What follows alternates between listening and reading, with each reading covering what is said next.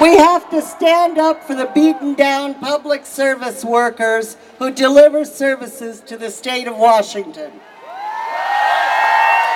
We have to stand up for the citizens that we serve and protect.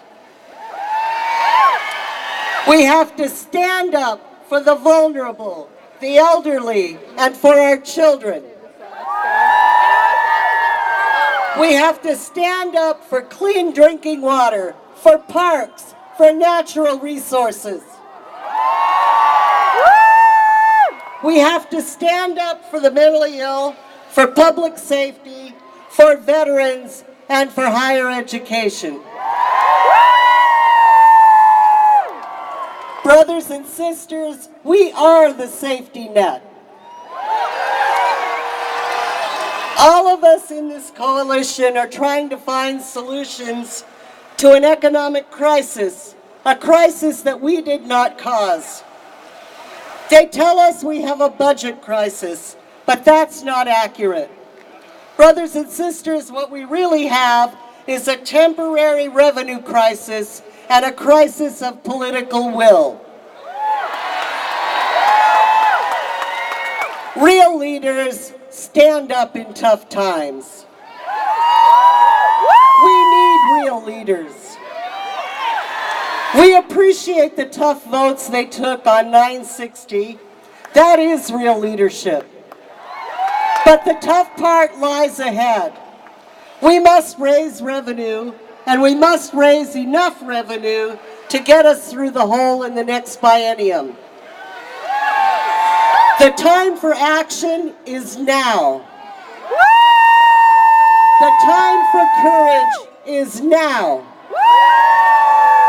The time to stand up is now. We've already cut services to the bone. Are we going to let them close Francis Haddon Morgan Center for the Autistic? No! Are we going to let them close Rainier School for the developmentally disabled? No! Are we going to let them risk public safety by shipping more and more dangerous offenders into our community while they close Pine Lodge and Autumn View Correction Center? No! Are we going to let them dismantle juvenile rehab centers like Maple Lane with sneaky budget tactics late in the night? No! Are we going to let them shutter the program for adaptive living at Western State Hospital, a program for the mentally ill? No! Our answer is simple. Not just no, but hell no! It's time to restore stolen state worker benefits. It's time to say we all must sacrifice, Democrats and Republicans alike. They have to help get us through this temporary recession, and they have to remember it is temporary. Brothers and sisters, we will get through this crisis, and we will get through it with dignity. Now is the time to follow Dr. King's example. Against all odds, he stood up. We have much in front of us, but we can move it. We have each other's backs. If we stand up and fight together, we will get the revenue we need. Brothers and sisters, will you stand up with me? Will you stand up like Dr. King? Will you fight for your brothers and sisters standing next to you today? Thank you, brothers and sisters, and God bless you.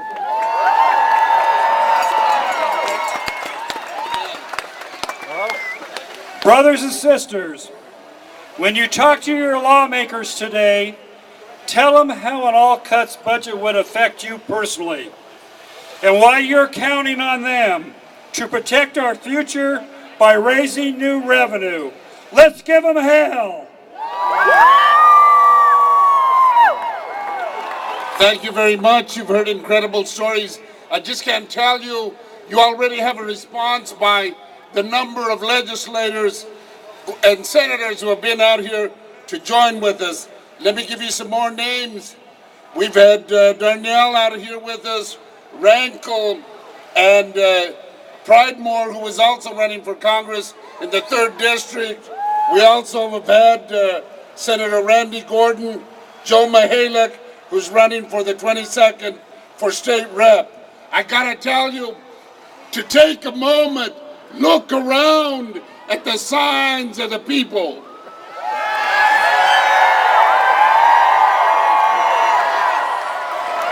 You know, people want to know how you make change.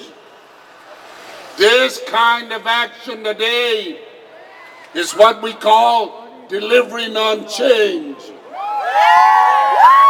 The stories you heard today are stories that come to us from all over the state of Washington.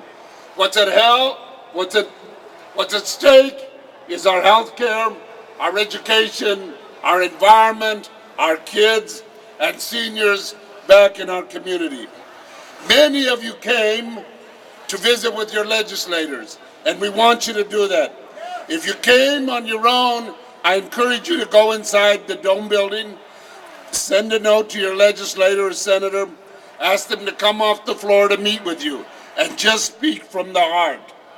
If we'll have folks in the Washington room, in the basement of the Pritchard building, which is just behind the Dome building, so that people